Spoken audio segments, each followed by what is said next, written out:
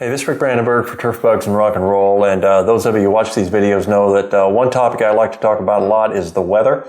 And the weather is important in what I do and what you do as well for a lot of reasons, but including that it impacts pest populations, especially insects. And insects are cold-blooded, so they're driven by warmer temperatures. And, I talk a lot about degree days and whether we're having a warm spring, a cold spring, winters, or whatever, and how that might impact insect populations. Well, I want to show you a tool that's available that any of you can get that's available on the internet that's really kind of interesting. And I want to show you because in North Carolina anyway, this past winter was just kind of cloudy and rainy, and it wasn't so unusually cold. It just never got warm. And the previous year, the winter of 1920, of 2019 and 2020, actually was the warmest winter we've ever had in recorded history. So I just want to compare and contrast those two, because one point I've tried to make quite often is that the temperatures, at least in much of temperate U.S. and in other countries, the temperatures during the winter really don't have that much impact, because even when they're warm, they're still too cool to really drive significant insect population development. So let me show you this tool real quickly. So this is the tool, and I'll have Caleb put the URL in for it so you can find it as well, but it's from the National Phenological Program. And they have what they call a phenology visualization tool, and that goes with plants on how rapidly they develop. But you can simply go here and go, it says go to the okay, I'm not even going to say it again. Go to the tool, and you can put in your zip code and say see visualization, and then it will start spinning. And it brings it up, and don't really pay too close of attention to this.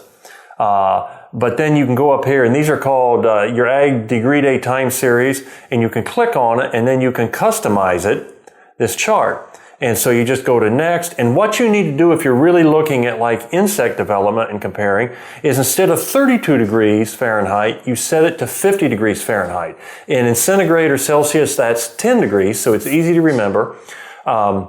But that's the threshold for development of insects. So if it's colder than that, they don't develop. If it's warmer than that, they do develop. So that's kind of a threshold for when they develop. And you can just see on here, today's April 2nd. So it's going to bring you up, and it's got a GPS. So it's showing the point where I am in Raleigh, North Carolina. You can move it around wherever you want.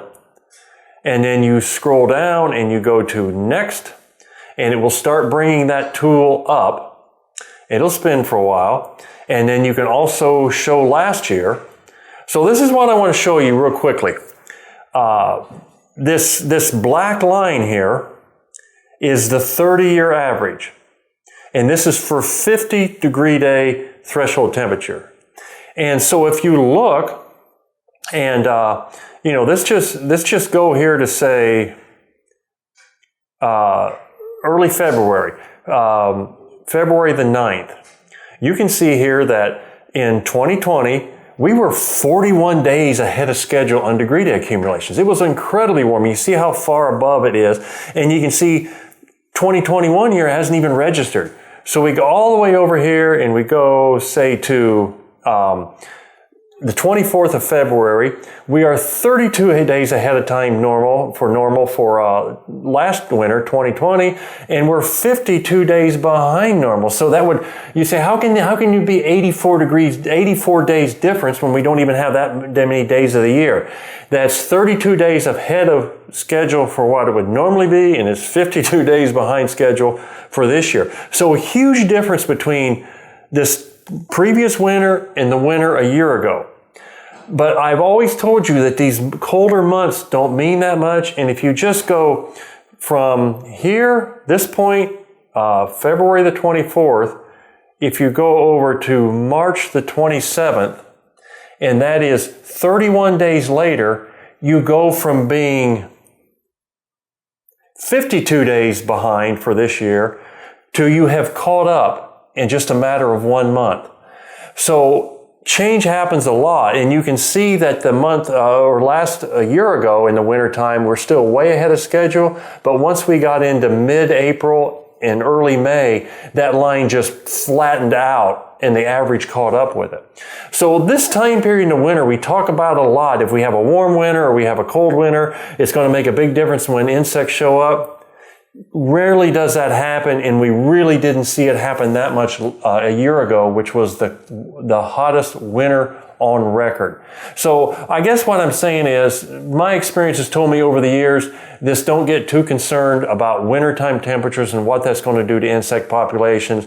And here's the URL for that site. It's just kind of a neat tool to mess with, so you can see where you are compared to normal years.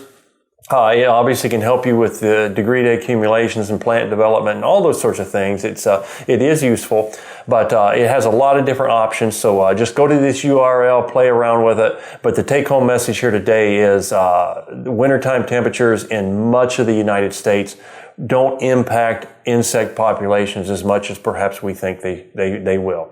Hope that helps. Look forward to talking with you again soon.